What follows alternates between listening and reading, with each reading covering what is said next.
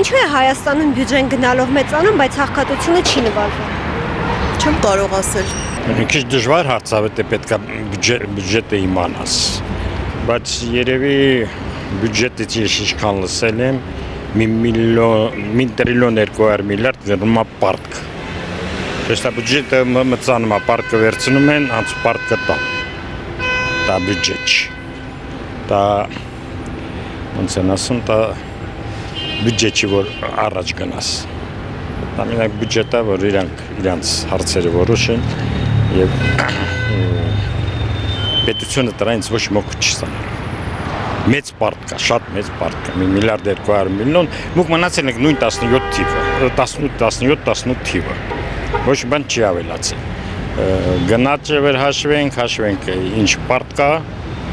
եւ գների աճը, նույն բանը։ Այստեղ աստատիկ մնացել է, որ գների աճել է։ Անհնար է, ճիշտ են ասում, անհնար է դու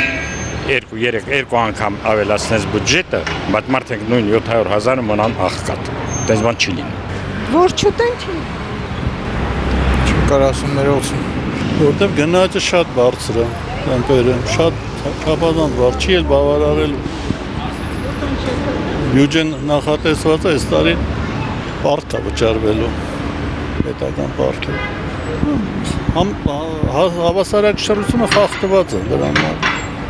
Չգիտեմ, եթե նորմալ աշխատավարձ տալի, որ նվազի։ Չեմ կարող ասել, էկոնոմիստ չեմ։ Որովհետև բոլորը տուգանքի մատերիալ են դարձել։ Բոլորից քերում ենք, անverջ քերում։ Ինչ ասեմ, բայց ասա տեղին ծառայի բյուջեում նսված գնալու։ Այդ հարցին վերադասը կպատասխանի ամենաճիշտը։ Բոլոր երկրներում մեջ նույնն է։ Մենք Ամերիկային եկանք նույնն է։ Ճշմարտաբար